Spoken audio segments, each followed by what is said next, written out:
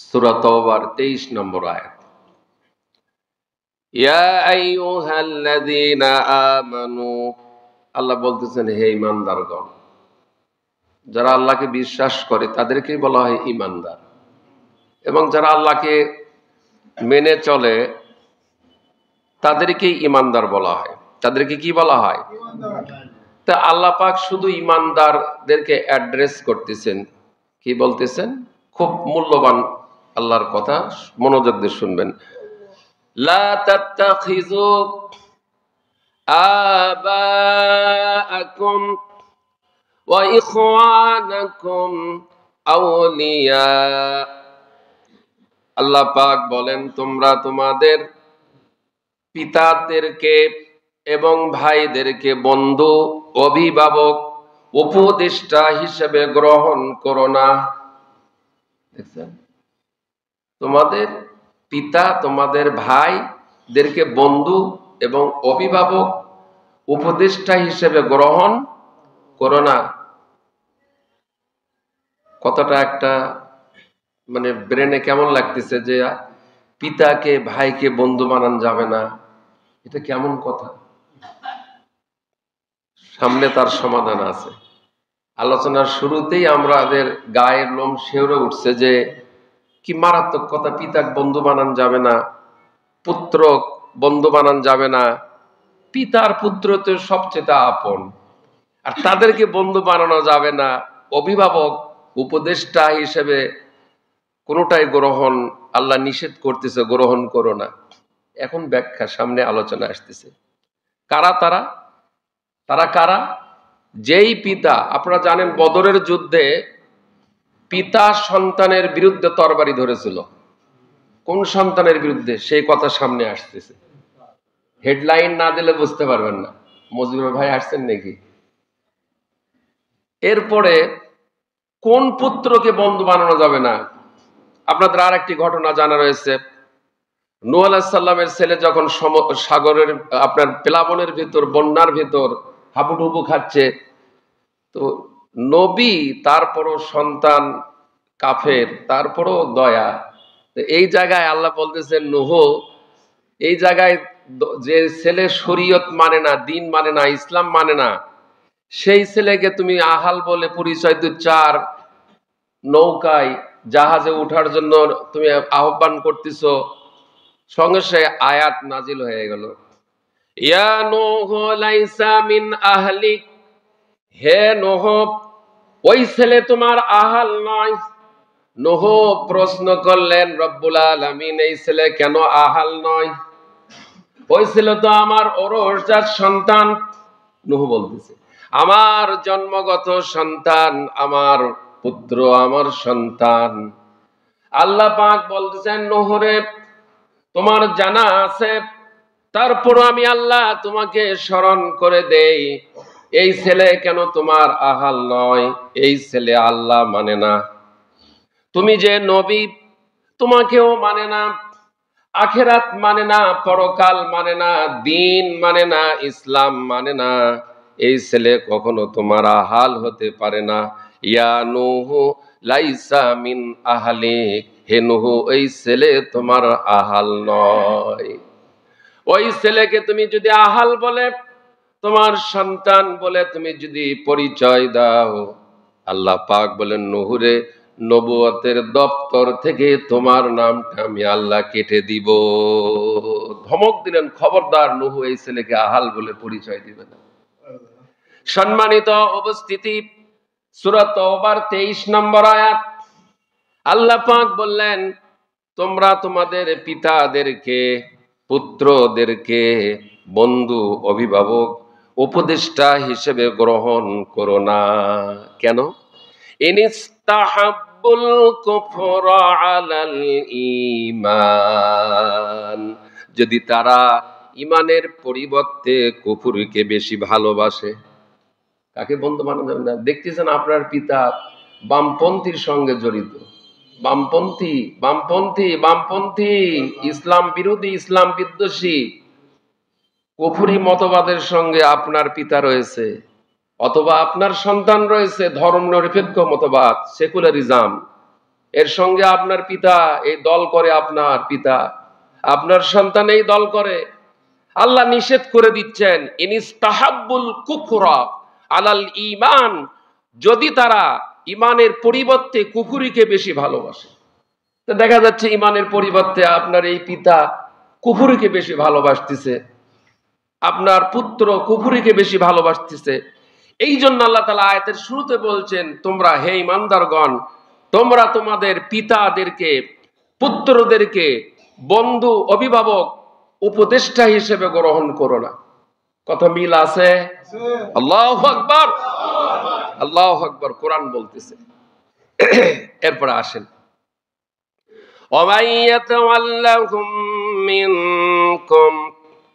যদি তোমাদের মধ্যে কেউ তা করে, আল্লাহ বলতেছেন যদি তোমাদের মধ্যে, আমি আল্লাহ জানিয়ে দেওয়ার পরও আমার এই আয়াতের বিপরীত যদি কেউ করে, কুফরির সঙ্গে আপনার পিতা, আপনার সন্তান, তারপরও তাদেরকে আপনি বন্ধু বানাচ্ছেন।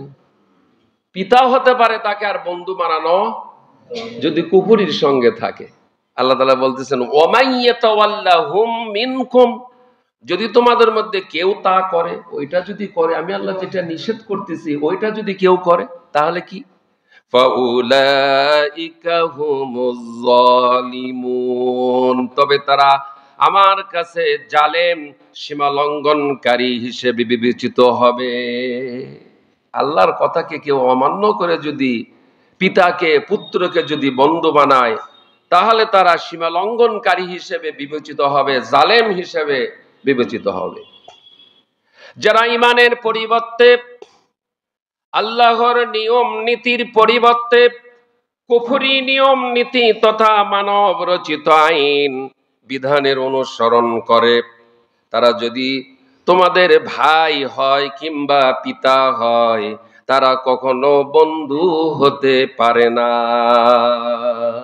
কত ক্লিয়ার? একটু আওয়াজ দিয়ে, আওয়াজ দিলে গুনাহ হবে না। ক্লিয়ার কেন বলতেছি আপনারা বুঝেছেন কিনা? আমার কাজ হচ্ছে বুঝিয়ে দেওয়া। আমার কাজ কি? বুঝিয়ে দেওয়া, বুঝিয়ে দেওয়া। আসেন 23 গেল, এখন আসেন এই আয়াতের রেফারেন্স আরেকটি আয়াত চলে আসছে, সূরা মুজাদালা।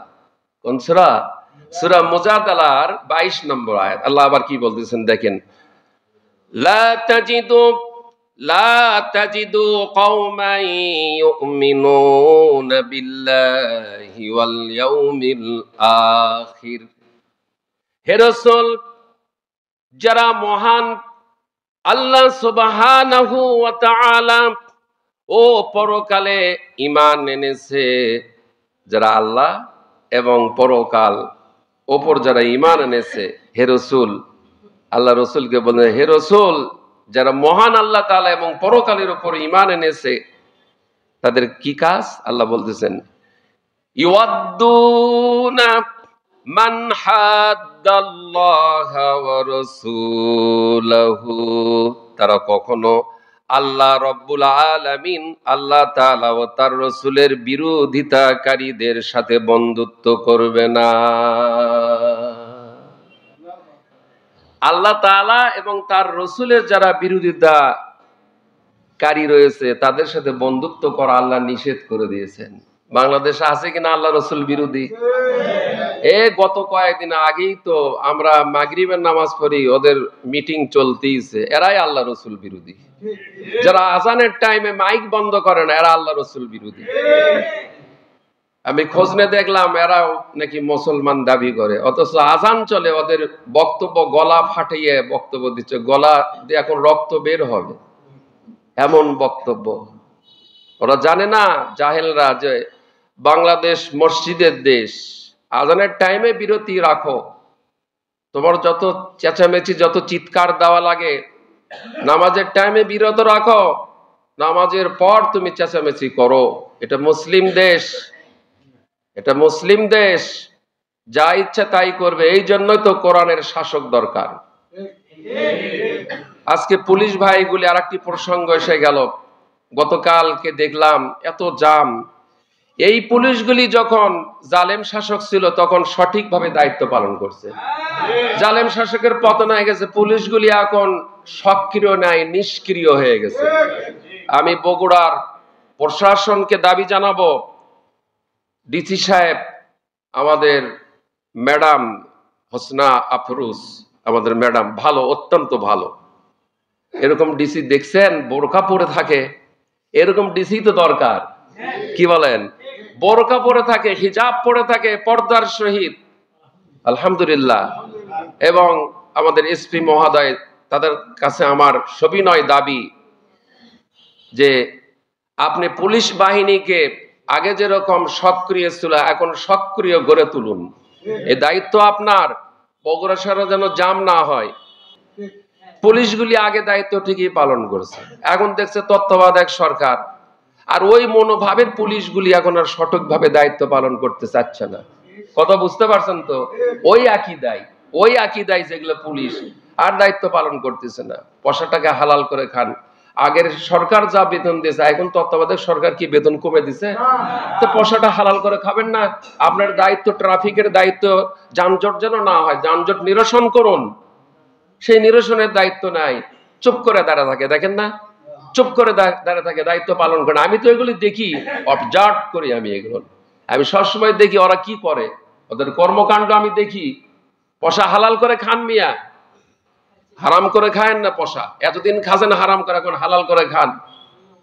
গাড়ি ধরে নিয়ে এসে টাকা ঠিকই নিচ্ছেন, সেকল দে বান্ধে। রাস্তার যে জাম হয় সেটা সরাতে পারেন না। ওই দায়িত্ব কি পার্কের ইমাম না পুলিশের? যার পুলিশের চাকরি যাই করে, তার যে দায়িত্ব, সে দায়িত্ব তাকে পালন করতে হবে। সম্মানিত উপস্থিতি, আসুন সামনে আলোচনা যাই। তাহলে বন্ধুত্ব করা যাবে না। আলোচনা মনে আছে তো? ইনশাআল্লাহ মনে রাখতে হবে। আসেন সূরা হুজুরাত, সূরা হুজুরাতের 15 নম্বর আয়াত। ইন্নামাল মুমিনুনাল্লাযীনা আমানু বিল্লাহি ওয়া রাসূলিহি সুম্মা লাম ইয়ারতাবু ওয়াজাহিদু বিআমওয়ালিহিম ওয়া আনফুসিহিম। আল্লাহ রাব্বুল আলামিন বলেন, মুমিন তো তারা। এখন মাথায় একখানা পাগড়ি দিয়েছেন, লম্বা দাড়ি, সুন্দর হাজি রুমাল, পায়ের টাকনু পর্যন্ত জুব্বা, হাতে তসবিহ, জিকির করতেছেন। আর আমরা বুঝি ইনি সবচাইতে বড় মুমিন, ইনি সবচাইতে বড় পরহেজগার, কি বলেন, তাই না? আমরা তাই মনে করি। কিন্তু এই সুফি সাহেব, এই দরবেশ সাহেব, এই বুজুর্গ সাহেব, এই সুন্দর দাড়িওয়ালা, জুব্বাওয়ালা, পাকড়িওয়ালা, তসবিওয়ালা, এই ব্যক্তির জবান দিয়ে কোনো অন্যায়ের প্রতিবাদ করে না। কথা বলেন ঠিক কিনা? আল্লাহ পাক বলেন এটা কখনোই মোমেনের কাজ নয়, আর এটা কখনোই মোমেন নয়। মোমেন কারা? কেবল তারাই যারা আল্লাহ এবং তার রসুলের প্রতি ঈমান এনেছে, এরপর তাতে কখনো কোনরূপ সন্দেহ পোষণ করেনি, আর তারা তাদের নিজেদের সম্পদ এবং জীবন দিয়ে আল্লাহর রাস্তায় যারা জিহাদ করেছে। মোমেনা তো সহজ নয়। মাস্টার্স পাস না করে তুমি করছো আমি মাস্টার্স পাস, ডাক্তারের ডিগ্রি অর্জন না করে করছো ডাক্তার আমি, ইঞ্জিনিয়ারের লেখাপড়া না করে বলতেছে ইঞ্জিনিয়ার। তুমি মুসলমান, তুমি ইমানদার, কিন্তু মোমেন হতে পারো না। মোমেনের কোয়ালিটি রয়েছে। এই যে আল্লাহ তাআলা বললেন, মোমেন তো কেবল তারাই যারা আল্লাহ এবং রসুলের প্রতি যারা ঈমান এনেছে, ঈমান আনার পর কোনো সন্দেহ পোষণ করে না। আল্লাহ যে কিতাব দিয়েছেন এই কিতাব নিয়ে কোনো সন্দেহ পোষণ করে না। আল্লাহর কোরআন অনুযায়ী নিজের জীবন, ব্যক্তি, পরিবার, সমাজ এবং রাষ্ট্র গঠন করে তারাই মোমেন। যত বড়ই জুব্বা লাগান, যত বড়ই পাকড়ি লাগান, যত বড় বিশাল তসবিহ হাতে লাগান, আপনি মোমেন হতে পারবেন না ততক্ষণ পর্যন্ত আল্লাহ এবং তার রসুলের ওপর ঈমান আনার পর কোরআন সুন্নাহ মোতাবেক যতক্ষণ পর্যন্ত আপনি না চলবেন, অন্যায়ের প্রতিবাদ, অন্যায়ের বিরুদ্ধে যতক্ষণ পর্যন্ত জিহাদ না করবেন ততক্ষণ পর্যন্ত আপনি মুমিন হতে পারবেন না। সূরা হুজরাতের 15 নম্বর আয়াত। এবং আপনাকে যে জীবন দেওয়া হয়েছে, জীবন দিয়ে আর মাল দিয়ে আল্লাহ রাস্তায় আপনাকে সংগ্রাম করতে হবে, জিহাদ করতে হবে, যুদ্ধ করতে হবে। যে কাজ রাসূল করেছেন, নবীর উম্মতে সে কাজকে ঘৃণা করে, এরকম উম্মত আছে কিনা? জিহাদ। আগেকার জালেম শাসক তো জিহাদকে জঙ্গি বানিয়ে দিয়েছিল, জিহাদকে জঙ্গি বানিয়ে দিয়েছিল। মসজিদে যদি 10 জন বসে থেকে কোরআন নিয়ে তাফসীর করে, যে জঙ্গিবাদের বৈঠক চলতেছে, নাশকতার বৈঠক চলতেছে, রাষ্ট্রর বিরুদ্ধে নাশকতার বৈঠক চলতেছে। এই মিথ্যাবাদী, এই জালেমদের শেষ পরিণতি দুনিয়ায় যেটা হওয়ার দরকার সেটা হয়ে গেছে। আল্লাহ পাক তাদের ইন্তেকাম করেছেন, ইন্তেকাম নিয়েছেন। সম্মানিত উপস্থিতি, তাহলে জিহাদ জান আর মাল দিয়ে নফসের বিরুদ্ধে জিহাদ হবে, সমস্ত তাগুতি শক্তির বিরুদ্ধে জিহাদ হবে, অন্যায়ের বিরুদ্ধে জিহাদ হবে, ন্যায় প্রতিষ্ঠা করার জন্য কোরআন সুন্নাহর হুকুমত, নিয়ম নীতি, আইন কানুন, আল্লাহর রাজকে প্রতিষ্ঠিত করার জন্য সার্বক্ষণিক জিহাদ এবং সংগ্রাম চালিয়ে যেতে হবে। এই কাজ আল্লাহ করার নির্দেশ দিয়েছেন, এই কাজ রাসূল করেছেন, এই কাজ সমস্ত সাহাবায়ে কেরাম করেছেন। তা আল্লাহ যেটা নির্দেশ দিলেন, রাসূল যেটা নির্দেশ দিলেন, রাসূল যেটা করলেন, সাহাবায়ে কেরাম যেটা করলেন, আমি মুমিন দাবি করি, আমি সেটাকে ঘৃণা করি, আমি সেটাকে অপছন্দ করি, আপনি কয় নম্বর মুসলমান? আপনার ঈমান পরীক্ষা করা দরকার কোরআন সুন্নাহ দিয়ে। কথা বলেন ঠিক কিনা? সম্মানিত উপস্থিতি, আল্লাহ রাব্বুল আলামিন কোরআনুল কারীমে সূরা হাদীদের 12 নম্বর আয়াত, কত নম্বর? 12 নম্বর আয়াত, তার ইয়াউমা তারাল মুমিনিনা ওয়াল মুমিনাতি ইয়াসআ নূরুহুম বাইনা আইদিহিম ওয়া বিআইমানিহিম বুশরাকুমুল ইয়াউমা জান্নাতুন তাজরি মিন তাহতিহাল আনহারু খালিদিনা ফিহা যালিকা হুয়াল ফাওজুল আযীম। আল্লাহু আকবার। আল্লাহ রাব্বুল আলামিন বলেন, সেদিন কিয়ামতের দিন তুমি দেখবে মুমিন নর নারীদেরকে তাদের সম্মুখ ভাগে ও ডান পাশে তাদের আলো প্রবাহিত হবে। কাদের? মুমিনদের। মুমিন সম্পর্কে কথা বলা হচ্ছে। মুমিনদের, মুমিন পুরুষ, মুমিন নারী, মুমিন পুরুষ, মুমিন নারী তাদের সম্মুখে, সম্মুখ বোঝেন না? তাদের সম্মুখে, সম্মুখ ভাগে ও ডান দিকে, ডান দিক দেখে মুমিনদের ডান পাশে তাদের আলো প্রবাহিত, জ্যোতি প্রবাহিত হবে। বলা হবে, আজ তোমাদের জন্য, আল্লাহ পাক বলেন, বুশরাকুমুল ইয়াউম, আজ তোমাদের জন্য সুসংবাদ। কি সুসংবাদ? কি সুসংবাদ? জান্নাতুন তাজরি মিন তাহতিহাল আনহার।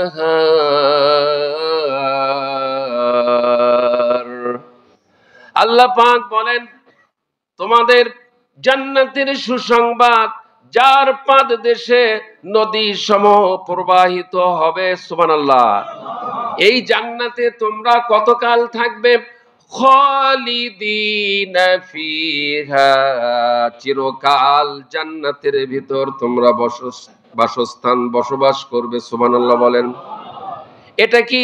যালিকা হুয়াল ফাওজুল আযীম, এটা মহা সাফল্য, বিরাট সাফল্য।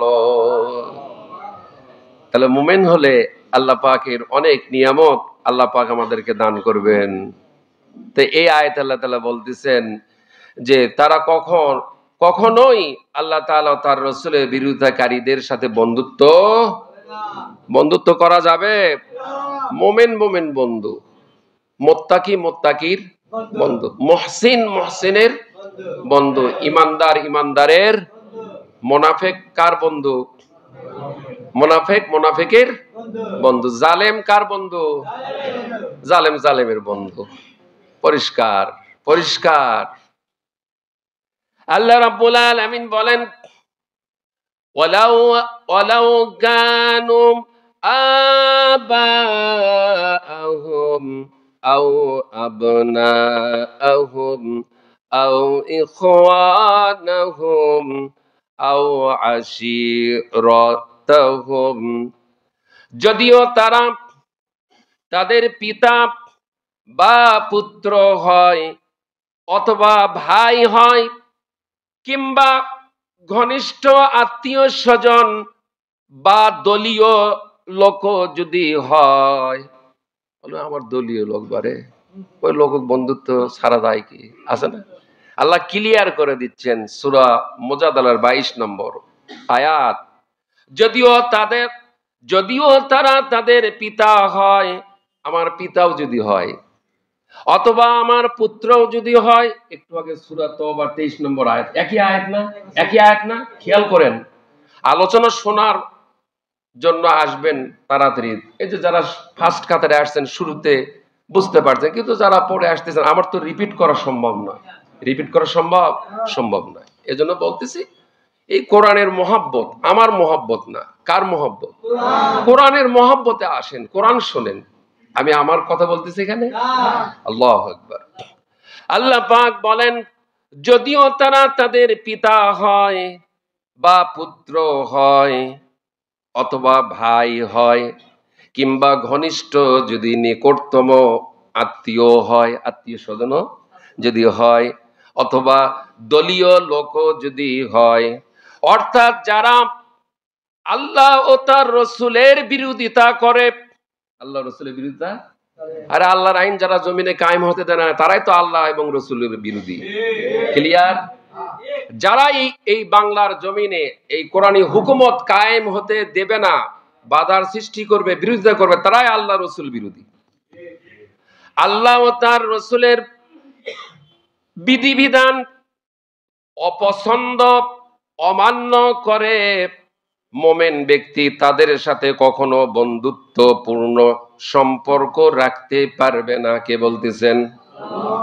সমাজে যেই লোকটা আল্লাহ রাসূল বিরোধী, ওই লোকের সঙ্গে কোনো বন্ধুত্ব করা, ওই লোকের সঙ্গে কখনো বন্ধুত্ব করা যাবে না।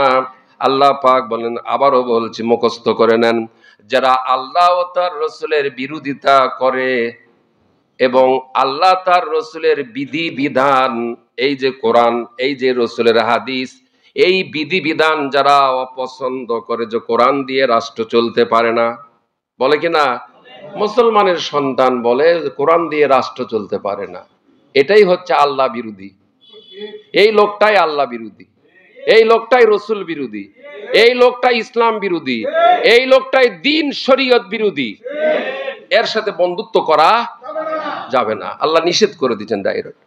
যারা আল্লাহ তার রাসূলের বিরোধিতা করে, আল্লাহ এবং রাসূলের বিধি বিধান অপছন্দ করে, অমান্য করে, মোমেন ব্যক্তি কখনো তাদের সাথে বন্ধুত্বপূর্ণ সম্পর্ক রাখতে পারবে না।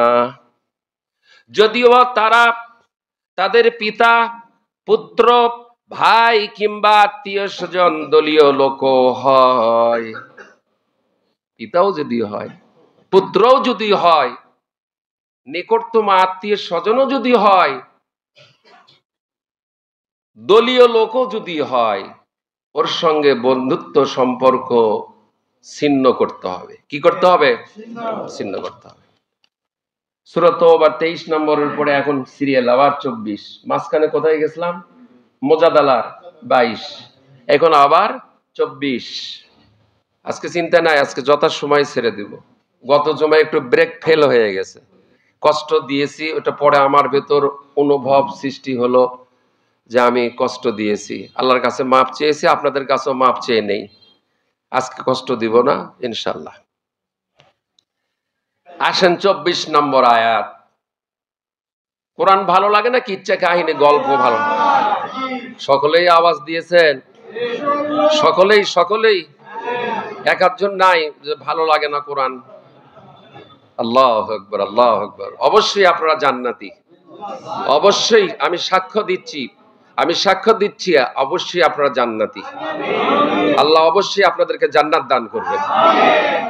আমিন আমিন আমিন আমিন আল্লাহুম্মা আমিন। আমাদের চাওয়া পাওয়া কি? একটা শ্রমিক সারা মাস তার মালিকের কোম্পানিতে ফ্যাক্টরিতে কাজ করে মাস গেলে বেতন পাবে, অথবা সাপ্তাহিক বেতন পাবে, অথবা 15 দিন পর বেতন পাবে। ওই বেতনটা নিয়ে তার বিবি বাচ্চা নিয়ে, পরিবার পরিজন নিয়ে, সংসার রুজি রোজগারের জন্যই তো শ্রম দিচ্ছে, তাই না? তাই না? অফিসাররা চেয়ারে বসে আছেন কি জন্য? যে আমাদের মাননীয় ডিসি সাহেব কেন চেয়ারে আসছেন? মাস গেলে কিছু বেতন পাবেন, তাই কি না? তো এই যে আমরা শ্রম দিচ্ছি, শ্রমের বিনিময় আমরা পাচ্ছি এখানে, তাই না? তো এখানে এমন শ্রম দিব যে শ্রমের বিনিময়ে আল্লাহ পাক দুনিয়া নামক বাড়ি থেকে জান্নাত নামক বাড়ির ভিতরে আল্লাহ যেন পৌঁছে দেন। কিন্তু সেই শর্ত রয়েছে, সেই শর্তর আয়াতই আজকে তেলাওয়াত করা হয়েছে।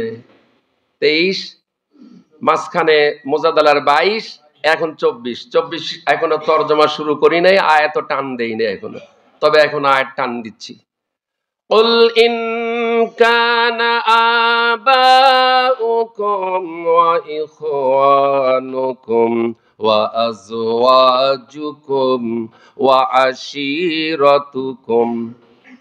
হে রাসূল, আল্লাহ বলতেছেন, হে রাসূল আপনি তাদেরকে বলে দেন। আমাদেরকে বলে দিতে বলতেছেন আল্লাহ, তার রাসূলকে বলতেছেন, হে রাসূল আপনি আমার বান্দাদেরকে বলে দেন, পাবলিক আপনার উম্মতদেরকে বলে দেন।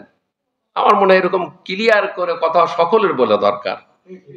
ঠিক আছে কিনা? হে রাসূল আপনি তাদেরকে বলে দেন, আমার বান্দাদেরকে বলে দেন, আপনার উম্মতদেরকে বলে দেন, যদি তাদের কাছে তাদের পিতা, ওই একই কথায়, যদি তাদের কাছে তাদের পিতা, তাদের পুত্র, তাদের ভাই, এখানে একটা শব্দ বেশি এসেছে, ও আজওয়াজুকুম তাদের স্ত্রী, কিংবা ও আশিরাতুকুম কিংবা ঘনিষ্ঠ আত্মীয়, ওই একই কথা আবার, ঘনিষ্ঠ আত্মীয় স্বজন, কিংবা ওয়া আমওয়ালুন নিকতারাফতুমুহা, আরেকটা কথা এসেছে তাদের জমাকৃত ধন সম্পত্তি। অনেক লোকের ব্যাংকে 1 কোটি 2 কোটি টাকা এখনো জমা রয়েছে, আছে কিনা? কিন্তু আল্লাহ রাসূলের ব্যাংকে কয় টাকা ছিল? আল্লাহর হাবিব বললেন, আয়েশা রে আমি এখন দুনিয়া থেকে বিদায় নিয়ে চলে যাব। আম্মা আয়েশা বললেন, ইয়া রাসূলুল্লাহ, ইয়া হাবিবাল্লাহ, আমার কাজ কি? হুজুর বললেন, আয়েশা রে সামনের দিকে আসেন, সামনের জায়গা রয়েছে, আপনারা সামনের দিকে আসে ফাঁকা পূরণ করেন। আম্মা আয়েশা বললেন, ইয়া রাসূলুল্লাহ, ইয়া হাবিবাল্লাহ, আমার কাজ কি? আপনি মৃত্যু বরণ করে চলে যাবেন দুনিয়া ত্যাগ করে। হুজুর বললেন, আয়েশা রে ঘরের ভিতর, বাড়ির ভিতর, কামরার ভিতর, হুজরা খানার ভিতর কত দিরহাম রয়েছে, কত রুপিয়া রয়েছে, কত রিয়াল রয়েছে, কত অর্থ রয়েছে, টাকা রয়েছে বলো। আম্মা আয়েশা বললেন, ইয়া রাসূলুল্লাহ, ইয়া হাবিবাল্লাহ, তেমন কোনো বেশি দিরহাম নাই, রিয়াল নাই। এখন তো সৌদি রিয়াল কত টাকা? 34 টাকা, 33 টাকা, বাংলাদেশের 1 টাকা রিয়াল। আমি রিয়াল করলাম তো, সেজন্য বলতেছি রিয়াল করলাম। তা আম্মা আয়েশা বললেন, ইয়া রাসূলুল্লাহ, ইয়া হাবিবাল্লাহ, মাত্র 7 দিরহাম রয়েছে।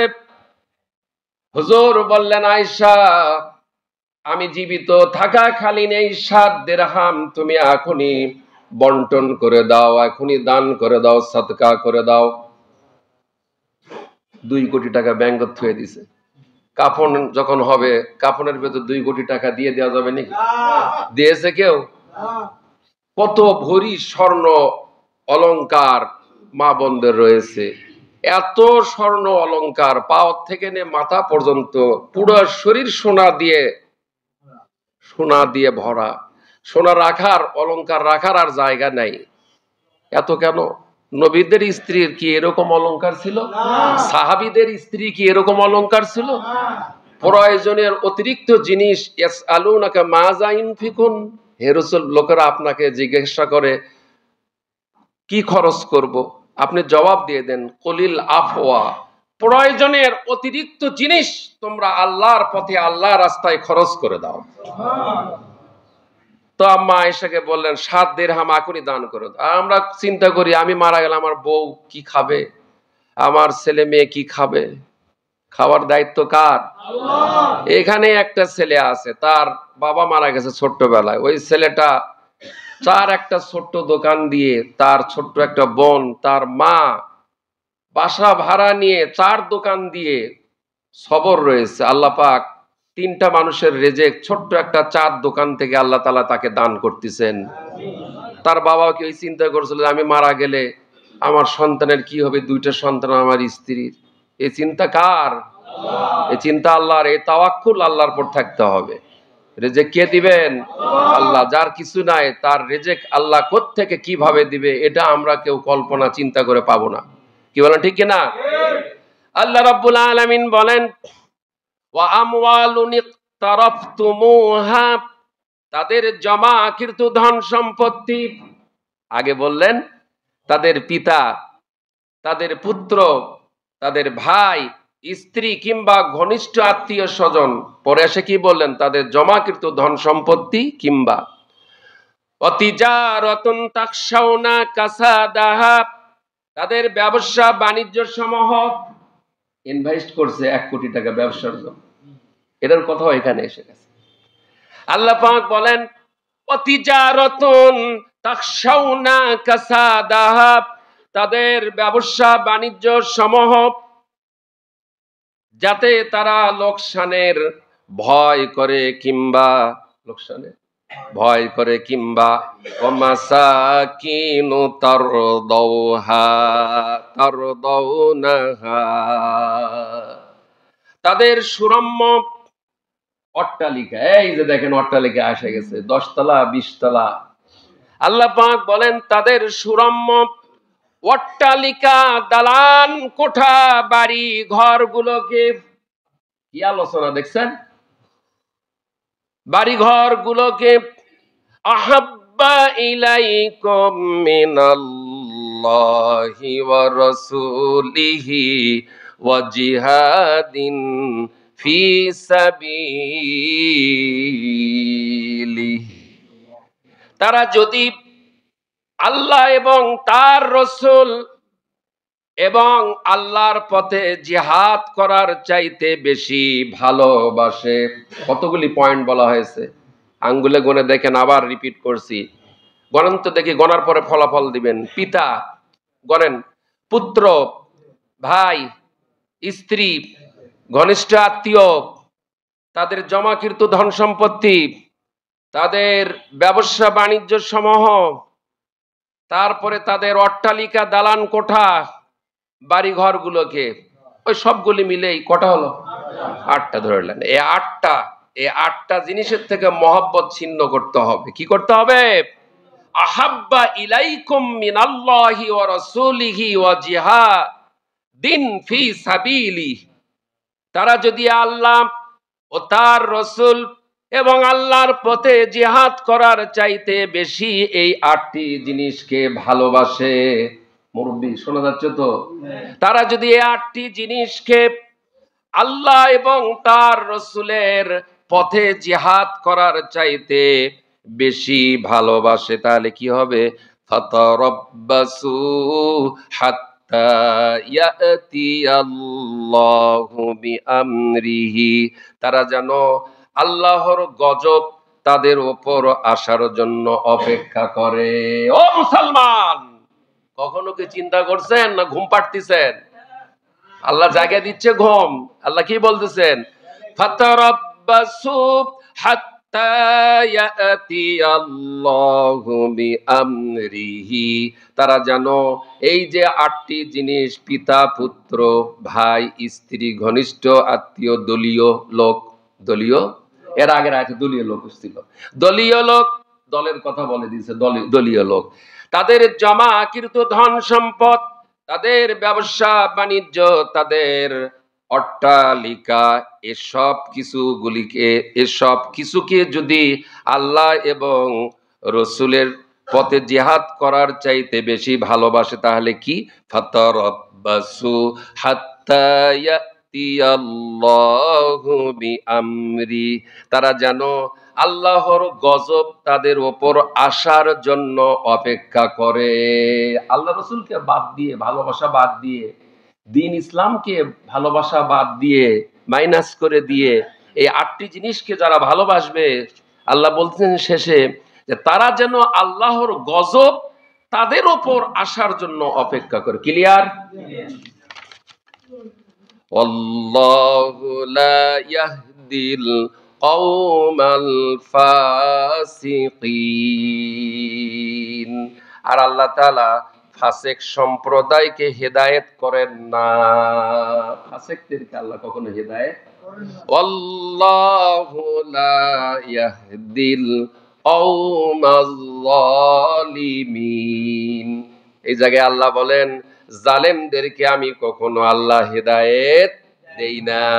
এই জায়গায় জালেমদেরকে হেদায়েত দেন না, আর এই জায়গায় ফাসিক সম্প্রদায়কে কখনো আল্লাহ হেদায়েত দান করেন না, অর্থাৎ সঠিক পথ, সঠিক রাস্তা আল্লাহ পাক তাদেরকে দেখান না। সম্মানিত উপস্থিতি, আজকে মাত্র কয়টা আয়াত আলোচনা করলাম? না, 3টা আয়াত। 3টা আয়াত ভুলে গেছেন কা? হ্যাঁ, 4টা। দেখি কোনটা কোনটা? 3টা। সূরা তাওবার 23, সূরা তাওবার 22, আর সূরা মুজাদালার 22, সূরা হুজরাতের 15। হুজরাত, ধন্যবাদ। 4টা। মাশাআল্লাহ। আল্লাহ যাজা দান করবেন। হুজরাতের 15, মুজাদালার 22, 2টা হলো, আর তাওবার 23, আর এই 4টা আয়াত আলোচনা করতেই তো চলে গেছে সময়, শেষ।